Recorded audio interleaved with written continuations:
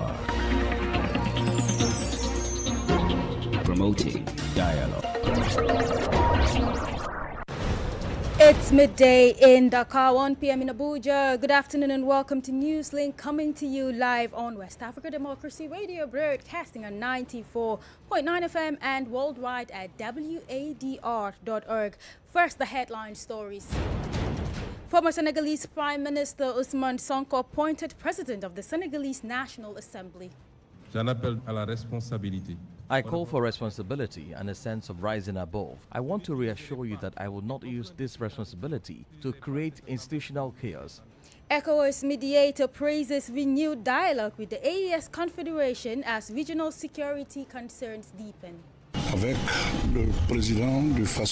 the president of FASO, we discussed a rather complex issue relating to the security and stability of our countries, and the talks went very well. Guinea's Electoral Commission announces readiness to organize credible legislative and municipal polls on May 31st. Please stay tuned for the details of these stories and more. On the news, this is Veronique Joy. Thank you for joining us. Former Senegalese Prime Minister Ousmane Sonko has been reinstated as a member of the National Assembly and appointed President of the Senegalese National Assembly. The decision comes days after his removal as Prime Minister triggered political tensions and renewed debate over the balance of power in the country's leadership. Here's an excerpt of his speech at the National Assembly. J'en appelle à la responsabilité. I call for responsibility and a sense of rising above. We cannot operate under a system of hyper-presidentialism in Senegal today. The people remain the source of power, and this assembly, strengthened by the massive confidence placed in the project carried by PASTEF during the legislative elections of November 17, 2024, now bears a particular historic responsibility. I want to reassure you that I will not use this responsibility to create institutional chaos. I will not, and no deputy with me will use this assembly to pursue personal vendettas. That would be a betrayal of our own struggle. But I say this just as clearly. The National Assembly will not be a rubber stamp body. It will oversee government action. It will fully exercise its constitutional powers to pass laws, monitor government activity, and evaluate public policies. It will defend transparency in public finances, accountability, and the sovereignty of the people. La reddition des comptes et la souveraineté populaire. That was Ousmane Sonko speaking there. Now, the appointment of Ousmane Sonko as the president of the parliament has, however, drawn strong public interest, with opposition supporters reacting and many closely watching what it means for Senegal's political stability and governance. For the latest update on this development, Abdoulaye Hassan, who is at the National Assembly in Dakar, joins us. Abdoulaye, kindly tell us, what is the update right now? What are they saying at the parliament? Well, Vero, good afternoon to you, Vero, and good afternoon to our dear listeners and viewers online. Now, as you can imagine, the atmosphere here was very tense at the National Assembly between the majority party members and the opposition members, particularly the opposition group, Senegal, led by Aissata Tall Sall, who simply staged a walkout during the voting process. And again, we did report yesterday and this morning, Aissata Tall Sall reiterated that what has happened is monumental, historic, and the alleged an institutional coup. Now, she was with me just a couple of minutes ago before she called in for an emergency meeting. And what I had wanted to explain further is, what do they mean by this being an institutional coup? Or could this be, like you said in your first story, a balance now between Ousmane Sonko, former Prime Minister, now President of the National Assembly, or and President Diomaye Faye? Or could this be the beginning of an institutional crisis between the executive arm of government and legislature? So, Abdoulaye, from what I understand, you're saying that the opposition is not in support of the move. They are not in support because the assembly is made up of 165 MPs. Now, of that number, 133 were present and 132 MPs voted in favor. Only one abstained. So Again, they did say that this is a violation of the Constitution, but there's no provision anywhere that prevents this from happening. So they are not in support, but they did say that they plan to address this issue in the coming days. When, where, and how remains unclear. But one thing I said that they tell me is that they will approach the Constitutional Council. Thank you very much, Abdullah. We'll have more analysis on this issue with Dr. Ibrahima Khan, who is a political analyst and governance expert, in our guest interview segment. Meanwhile, President Bassirou Diomaye Faye has appointed economist Amadou Mohamed Lo as the country's new prime minister. His appointment, announced Monday evening, comes just 3 days after the dismissal of Prime Minister Ousmane Sonko. The 60-year-old economist and former central bank official now takes charge of a politically and economically sensitive time for Senegal. Who is he and what challenges awaits him in his governance? Abdullah Hassan tells us. According to Aissata Tarsal, the reinstatement of Ousmane Sonko to the National Assembly amounts to what she describes as an institutional coup. The president of the Taku-Walu Senegal Parliamentary Group argues that neither the Assembly's internal rules nor the Constitution allows for such a reinstatement. If we now allow this forcing move that the majority wants to impose on the National Assembly to pass, it would simply amount to an institutional coup. And what is our duty? It is to ensure that this power grab, which is an institutional coup, does not go through. We can never accept such a situation in our republic because it has its laws, and everyone must abide by them, including the majority. The lawmaker also questioned how the move could be blocked in the absence of any parliamentary provision governing the matter, and called on President Bassirou Diomaye Faye to address the situation. Mr. President, the Taku-Walu Senegal Parliamentary Group calls on you to request an advisory opinion from the Constitutional Council to defend the National Assembly as a venerable institution of the Republic, and to ensure that Senegal, a country that has always been governed by the rule of law, preserves its institutional uniqueness. Look at the countries around us and what is happening there. If we have remained standing, it is because we have strong institutions, lasting institutions, institutions that are guaranteed by all. And the primary guarantor of these institutions is the President of the Republic. Members of Parliament are expected to meet this Tuesday to deliberate on Ousmane Sonko's reinstatement. The chamber will also see the election of a new president of the National Assembly following El Malik N'Jad's resignation on Sunday. All right, that was the report there. More stories coming up on West Africa Democracy Radio. Newslink continues. Now, away from Senegal, the Electoral Commission of Guinea says preparations are on track for the legislative and local government elections scheduled for 31st of May. According to the General Directorate for Elections, all electoral materials are now available, with distribution already underway to various constituencies across the country. Officials also announced that voting by proxy and special authorization has this year been limited to 10,000 per polling station. The measure is designed to allow citizens traveling during the Tabaski period to vote, while also improving participation in the polls. Christopher Teacher has the rest of the details.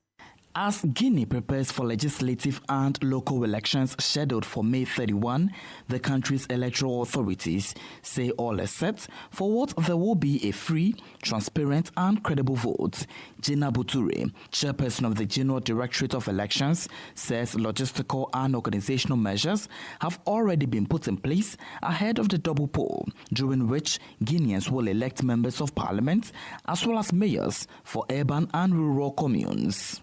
This year's elections, however, coincides with the Tabaski celebrations, a period where many citizens travel across the country to be with their families. To prevent low voter turnout, the Electoral Commission says special voting arrangements, including proxy voting and exceptional voting measures, have been introduced to allow eligible voters to cast their ballots. In a move aimed at strengthening confidence in the electoral process, the Electoral Empire informs that several national and international organizations, including the Economic Community of West African States (ECOWAS), have been accredited to observe the polls nationwide.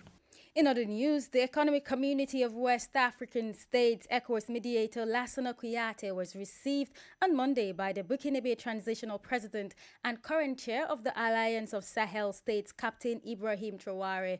The two men discussed cooperation between ECOWAS and the AES bloc, with talks focusing on regional security, diplomacy, and maintaining ties between the neighboring organizations. Speaking at the meeting, the ECOWAS envoy said discussions were constructive and centered on the need for continued cooperation despite the political split between the two blocs. With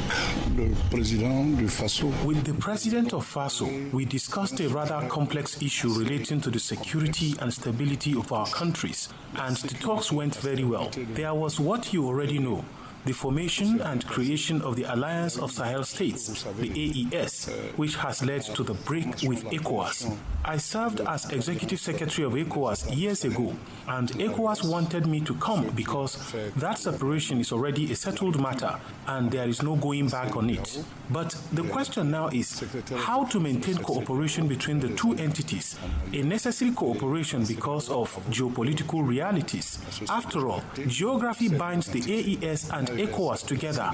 People must continue moving from one side to the other. There are many reasons why cooperation remains essential. The president has given instructions, and it is not for me to disclose them, but they are wise and well-considered directives, and I believe we will greatly benefit from them.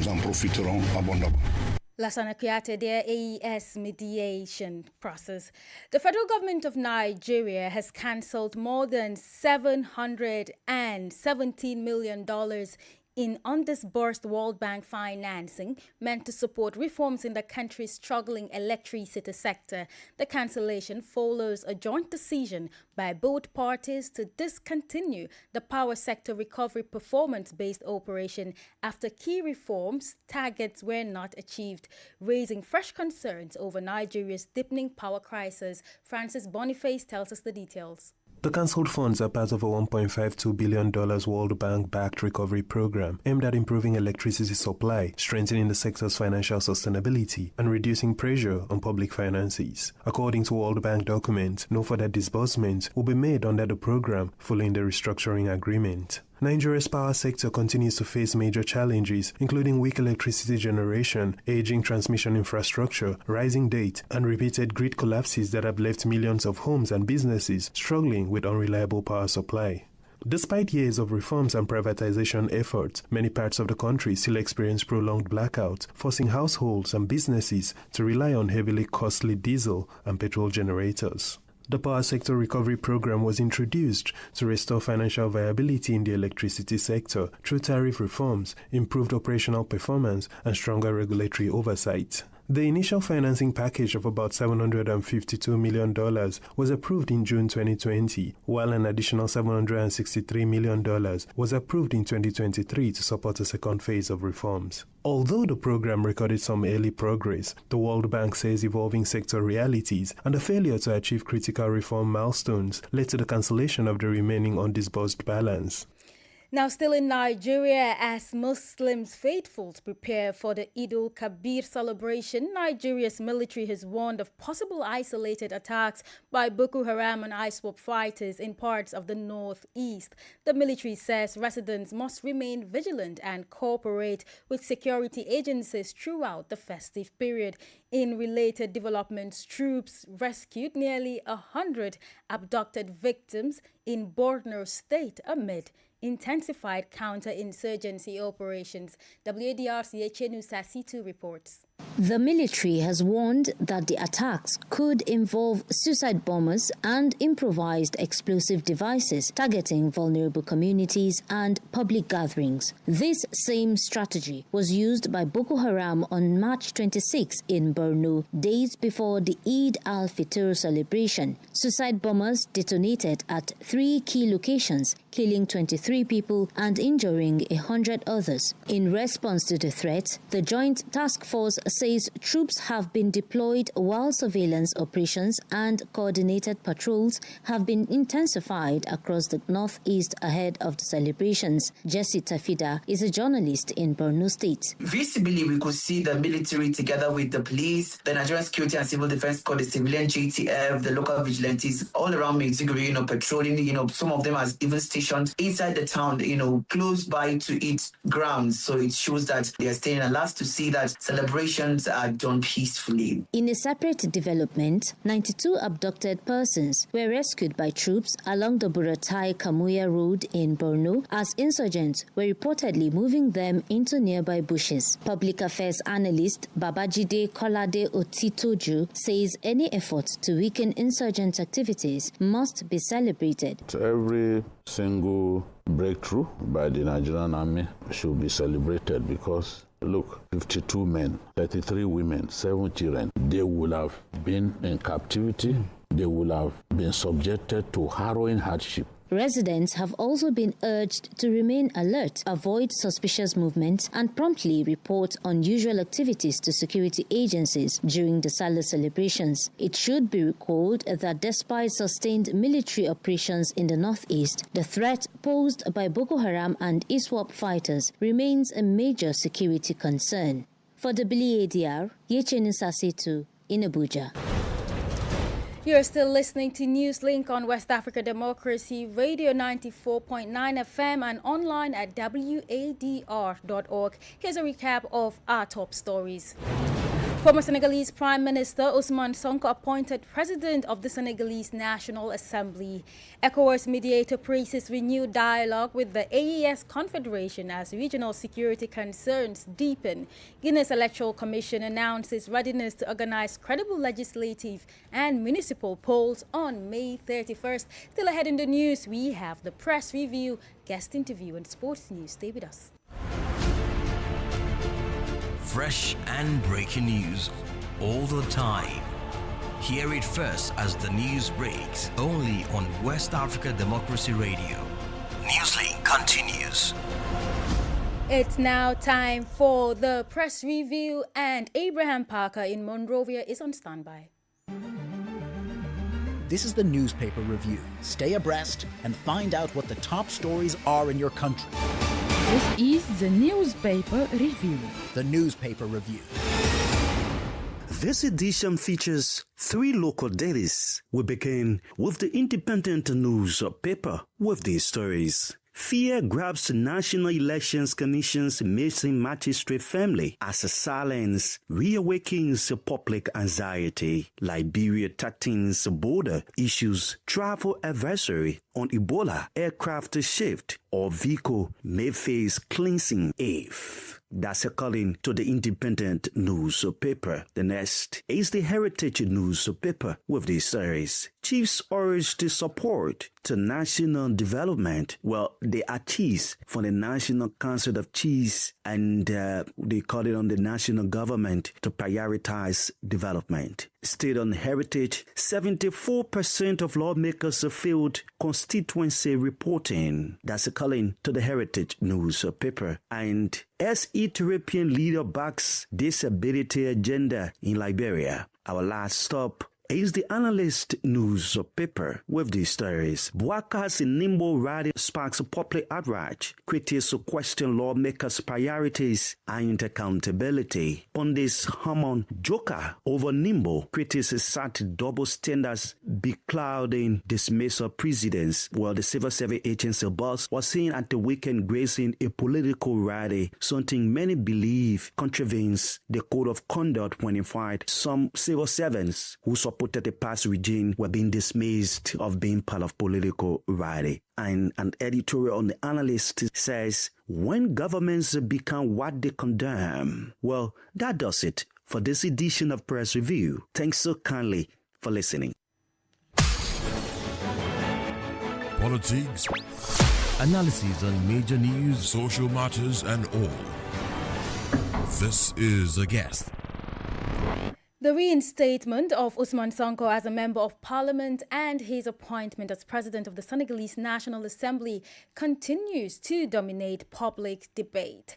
The development, which follows his removal as prime minister days earlier, has already triggered strong reactions across the political spectrum and raised questions about the balance of power within the country's leadership. As the situation develops, attention is now shifting to what this means for Senegal's political stability, institutional direction, and relations between key branches of government. To help us unpack the implications of this development, we are now joined by political analyst Dr. Ibrahima Khan.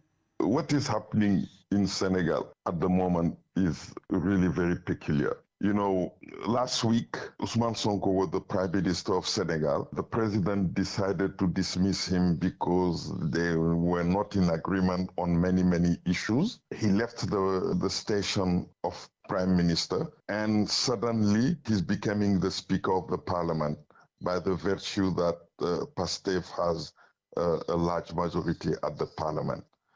So the first thing that we can say, it's the state capture by Pastef as a political party. You know, the fact that the speaker, the former speaker of the parliament, has decided to resign and just to give Ousmane Sonko the position of speaker, for me, it tells a lot about the capture of a number of institutions by Pastef. It's no longer a traditional system of institutions that are working for the state, for the population. It's just institutions that have been captured by a political party, and now leaders of the political party move from one position to another position. That itself is creating a problem in the functioning of the state in Senegal. What would you say this development suggests about the stability of the current political environment and institutions in Senegal? Until last week, the problem was the functioning of the executive, which has two strong personalities. Now, that opposition that was within the executive is now moving from the executive to the parliament. Now the parliament will become the place where maybe the most important decision will be taken in Senegal, because if the parliament rejects any law, rejects any decision taken by the president, it means that in theory, the domination of the parliament over the presidency will be real. But people should not forget that the design of the institutions in Senegal made the president the key actors in the functioning of our institution. It's not the parliament. So that itself is a very important test for the Senegalese state in the coming weeks and months. You're speaking about the power of the presidency. Yes, because the same way the president was capable of dismissing the prime minister, the same way the president is capable of dissolving the parliament if he's in disagreement with the parliament. So that's why I told you the conflict has moved from the executive to the parliament. Could this move deepen political divisions, or does it signal a possible resolution to the current tensions? 2 years ago, I had an interview with a foreign radio where the journalist was asking me, now that these two leaders have becoming the two important actors of the Senegalese politics, how do you see them? My personal view at that time was, one who was elected as a president will keep the executive. The second, who is Sonko, will look after the parliament and make sure that there is fluidity between the parliament and the executive, so that at least we have a state that is functioning in a manner that respects the spirit and the letter of our constitution.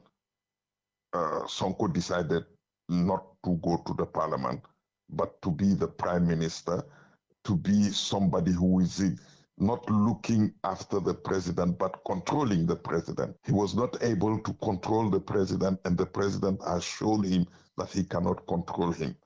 Now he has gone to the parliament.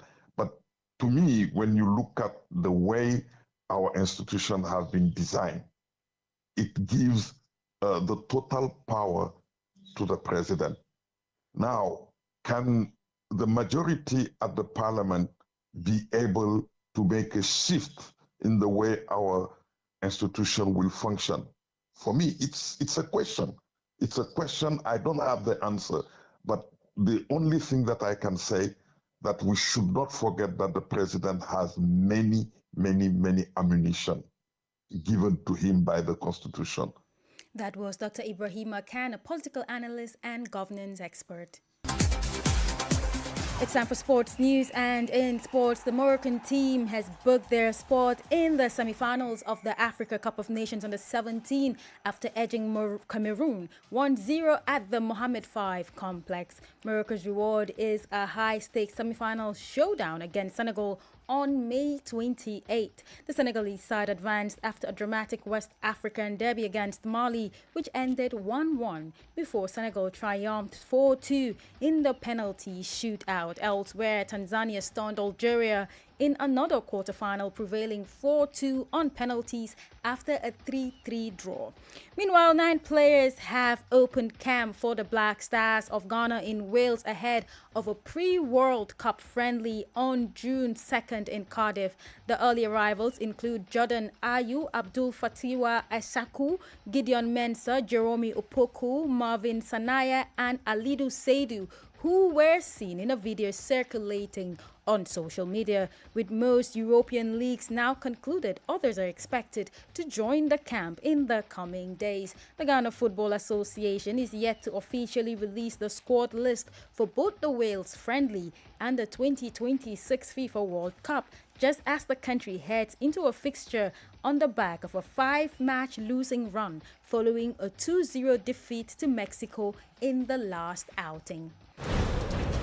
And with that, we have come to the end of this edition of Newslink on West Africa Democracy Radio, broadcasting from Dakar, Senegal. Thank you for listening, and many thanks to Ismaila Kamara and Augusto Capai Gomez for the technical assistance. Do interact with us via our social media platforms, X, Instagram, and Facebook at WADR English. I am Veronica Njai. Good afternoon.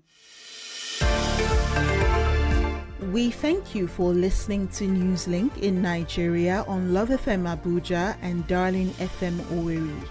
In the Gambia on Hot FM Banjul, Hilltop FM and Veritas Radio in Serekunda. Thank you for listening on Alternative Youth Radio Lofa County, Liberia, Radio Kegaman in Nimba County, and DCN Radio Riverses County.